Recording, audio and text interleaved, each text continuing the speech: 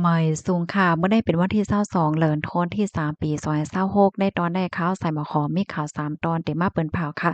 ตอนที่1ฝนล่มลงเต็มมาเที่ยงยาวตอนที่2อิงเนอคันกลก้าตั้งขายขึ้นในเสจังตึกคึกต่อแห่งการจึงหือข่าวเที่ยงตอนหนึ่งผมมีปนพรข่าวลงเปิ้นตีกดทัดไลค์ตีไลค์ตั้งค่ะดอกเหมือนหนังคอมบันนี้ฮับออนเอาก้นแหลก้นแอวว่าสังว่าจังได๋เนี่ยออนตั้งเปิ้นได้ก็เฮามาถ่อมด้วยข่าวโหดในออนตั้งค่ะ ฝนล่มลงเดมาเที่ยงยาวไหนคะมื้อวันที่21เดือนธันวาคมที่3ปี2026ได้อยู่ที่ภูมิพลพรฝ่ายฟิล์มฟ้าราศีไหลออกมาเปิ้นผาปันฟังว่าในวันที่24ถึงวันที่27เดือนธันวาคม3ปี2026ในเมืองไทยปอดตอนเหนือเตค่อนเตไหม้ปยก็มีตื้อต้างฝนเตจังตกบางทีบางตอนเฮ็ดจังได๋คะนะฝนได้ก็เตมีฝนกล้วยมก้าเนาะเตมีป้าลมว่าหมากเฮ็บว่าสังว่าจังไหนป้า ตอนถามเมืองไทยปอตอนใต้ก็มีฝนตกเหมือนกันค่ะน้ำปังหลายได้จางขึ้น1เมตรค่ะพื้นที่อันฝนตกซ้ำในจางขึ้นสูงถึง1เมตรปลายก็เปิ้นนั่นแหละย้อนให้พี่น้องเฮาคาเจออันอยู่ไว้ดีในเมืองไทยปอตอนเหนือก็แลสังเมืองไทยปอตอนใต้ก็แลสังโคมป้าถึงพี่น้องคาเจออันมีไว้อยู่ดีเมืองใต้หลายดีหลายตั้งค่ะดอกก็ไฮไลท์สตีลวงฝนลงล่มลงมาเนาะปยก็มาเค็บโตว่าฟ้าผ่าแลเจ้านาย เมื่อพ้องตีฝนลงล่มหลงหมากเฮ็บดอกผ้าแสนฟ้าห้องอยู่นั่นให้พี่น้องค่ะเงื่งลองกว่าอยู่ดีกลางป่างก็บอกว่าอย่าไปกว่าอยู่กลางป่างว่าสังว่าจังไหนเนี่ยค่ะเนาะปยก็ไต่ต้นไม้ใหญ่ต้นไม้หลงเปิ้นดีอันมีหิมจำที่อันเปิ้นตึกก่อสร้างเนาะเฮ็ดเฮิรนเฮ็ดเยห้าหิมป้ายจองหยักโฆษณาห้าหิมเสาไฟห้าไหลเจ้านายตอนดาพี่น้องเฮาค่ะที่อันพกซอมเนาะพกไว้หมักมงหมักล่างหมักอย่างเห็นว่าในเนาะ ก็หาไม้มาถอกมาทำไว้ต้นบักม่วงตัวเจ้าเก่าอะจังหว่าจังใดก็ติลีเนาะเพราะว่าลมมาแรงหนาไหนก็มาพัดเอาต้นหมักม่วงพี่น้องเฮาคาล่มค่ะหมักม่วงอันออกมาโหยโหยโลงนั่นแหละเนาะก็มันโคงก็มันล่มกว่าจังแนวเม่อป่นมาอำป้อหึงสังใดพี่น้องค่ะจ่องต้องค่ะอันเป็นต้นหมากลั่งหลินในคะน้าหมากลั่งหลินในตำบลโหยโหยโลงอะเนาะซัมปะว่าโหลเก็บยอเนี่ยนะยาลมพัดลมแปดหมดใน เจ้าสวนได้ก็เสียหลายแห้งหนาแน่นอนข้อมูลตัวในคาเลปีมาที่ห้องการข่าว PPTV ออกไว้ค่ะปื้นที่อันพี่น้องใครอยู่เมื่อเลียวในเป็นเฮือพองค่ะค้อนไม้ไว้5อำนั้นก็ฝนตกลงมาแล้วค่ะ5เลยนะพวงขิงข้าวฮ้อนข้าวไม้จังเนี่ยเนาะเพราะว่ามีข่าวงาออกมาว่าฝนเตโต้ว่าในข้าวใส่หมะฮอมในหลอมเกี่ยวลงไว้เฮ็ดจังเนี่ยนะก้อยก็ว่าเพราะว่ามันปานลมแห้งน่ะหมายเฮ็ดแห้งน่ะแล้วก็ทำโกเนี่ยเนาะ จังหวัดนั้นค่ะจ่องม่องโผนค่ะพี่น้องค่ะพ่องข้าวฮ้อนข้าวใบหลงได้นะลูกดีข่าวง้าโหนได้เหแลกำได้เข้ามาถ่อมด้วยข่าวเที่ยงตอนหนึ่งค่ะมื้อหลิวในเฮาค่ะก็ได้หันเลยว่าคันกลก้าตั้งขายหลายเมี่ยวหลายเซียนเนี่ยมันคืนเนาะจ่องเตจังตึกเคิกแห่งการเนี่ยแน่นอนค่ะจังตึกเคิกเนี่ย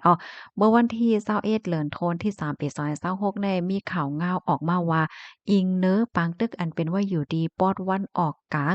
คันกลก้าตั้งขายกอเคินค่ะอันเป็นโป้เล้งนายจางปอกาแม่ขายอันเป็นเจ้าของคอมบันนีโครงการโรงงานเขาแหละจังไหนในเปิ้นก็เลยรับพรตุ่มยอนค่ะเพราะว่าน้ำมันเคินแหนมจ้าอันที่ได้เอามาใจดื้อในโรงการโรงงานห้าใส่น้ำมันกาต่อส่งกลก้าตั้งขายห้าสังห้าแหละจังไหนก็มันเตื้อไหลใส่เงินมันเตื้อไหลสิเงินนำมาจังเนี่ยค่ะกูก็เปิ้นนั่นแหละคอมพานีบางตีบางตั้งในเปิ้นก็มีร้องตกหนึ่งเหมือนจังหนังว่าลดย่อมลองเฮ็ดออกกลกล้าตั้งขาย5อำนั้นก็กึดลวงเปิดหาบก้นเหตุการณ์หมาย5อำนั้นก็ลดย่อมลวงก้นเหตุการณ์5เสียก็บางตีบางตั้งได้ถึงขั้นที่ว่ามีลวงคืนปันเงินเหลินก้นเหตุการณ์เหย้าแหละจังไหนก็จังปอมีมาไหนเมื่อกาวก่อนพ้นมาในเพราะว่าซิงปี5อำนั้นก็ตื้อตั้งวันใหญ่วันโหลงไหนเปิ้นก็ได้ขึ้นปันกาจางจังเนี่ยเนาะ บางทีบางตอนเนี่ยก็ก้นเหตุการณ์ในอ่อนกันตุกย้อนให้ขึ้นปันกาจางแหละจังไหนนะเพราะว่ามีรองตุกย้อนขึ้นกาจางแหละจังไหนบ่เร่งนายจางก็อ่ำจางคืนปันแหละจังไหนก็จางเป็นมีมาเนี่ยกำนันแลตอนตาพี่น้องแห่งการได้ก็สังว่าและเหตุการณ์ให้แลเงินเข้าอยู่ก็สอนว่ากามลีเฮาคันนะเปิ้นขึ้นปันเงินเลือนก็อย่าเป็นเนี่ยใจจ้าก็ติลีอยู่ในเขาเอาข้าวคิวในย้อนก็บ่ว่าเงาลายในโลกกำผาในมันหนิมไปมังมีก็หลีจังหนังเฮาหันข่าวเงาอันออกมาอยู่ กูว่านั่นย ย่าวในค่ะอ้อข้อมูลตอนในค่ะเลยเปิงอิงเอามาที่ห้องการข่าวทางเศรษฐกิจต่างไว้ค่ะลูกดีข่าวง้าวโหนในเหแลกำในเฮาคามาถ่อมด้วยข่าวง้าวแทงตอนหนึ่ง โพมีปนพ่อนเขาโคมือกันหลายปลาหลายฝ่ายลงปื้นตีกอดทัดนอมินิเนี่ยเนาะมันจึงหนังว่าเอาจือพี่น้องก้นไทยออกสีก้นหยานเมืองซ้ำรวมเหตุการณ์ป้ายมักมีได้จังไหนคะเมื่อวันที่18ต่อถึงวันที่20เดือนธันวาคมที่3ปี2026ได้มีข่าวเงาออกมาว่าโพมีปนพ่อนเขาหลายปลาหลายฝ่ายว่าได้เป็นฝ่ายแอลแลฝ่ายพ้องงำฝ่ายละวาก้าค่ะเนาะก็ไล่ลงปื้นตีกดทัดเขาห้องว่า เครือข่ายแนงสารนอมินีอันว่านั่นค่ะนะเหมือนจังหนังเอาจื่อพี่น้องก้อนไทยออกเสียก็เฮ็ดป้ายมักมีว่าได้เป็นรองการอ่อนเอาก้นแอวก้นแหล่ห้าป้ายมักมีเกี่ยวเลยรองการซื้อตีหลินซื้อเฮิรนซื้อหังว่าสังว่าเจ้านายเฮ็ดจังไหนคะอ้อตั้งฝ่ายภูมิพลพรเขาเนี่ยค่ะไล่โคมือกันเหี่ยวก็ลงปืนตีๆพัทยาจังไหนคะอ้อแล้วก็ภูมิพลพรเขากดทาดย่าเหี่ยวก็ครบเท่าพันคอมบันนี้ทั่วดีอันอ่อนเอาก้นแอวก้นแหล่หมอกสีตีในอำแม่นจำหนังปักเปิงเฮ็ดให้นั่นน่ะเนาะตั้งฝ่ายภูมิพลพรเขาก็ไล่สั่งถอนแปดไว้ขวางมันแหน่อ้อกำในมาแทงตอนหนึ่งเนี่ยก็ครบเท่าหันพี่น้องไทยตีอันลีทางเทิมว่าเป็นนอมินีค่ะมันจังว่าออกจื่อออกเสียงปัน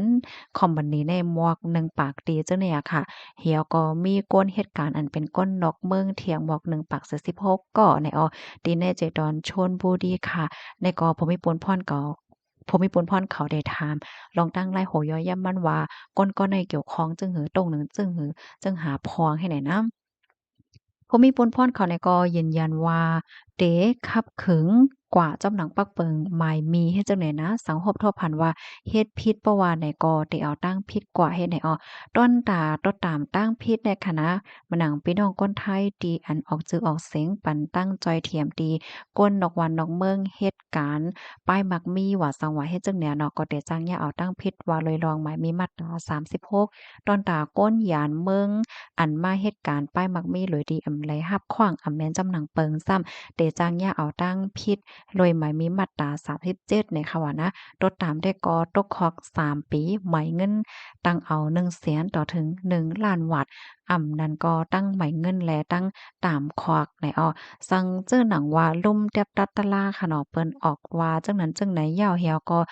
เฮ็ดจอมหนังอันล่มตะลาออกคอสั่งมาเพราะว่าในจึง ซ้ำเต็งย่าเที่ยงเต็งย่าไหมเที่ยงรายวันเที่ยง10,000ต่อถึง50,000บาทให้แหน่ต่อป้อถึงคับเคิงการอบโอ้ลองตั้งผิดว่าสังว่าจังไหนเหย้าโตเฮ็ดจังไหนเหย้าค่ะ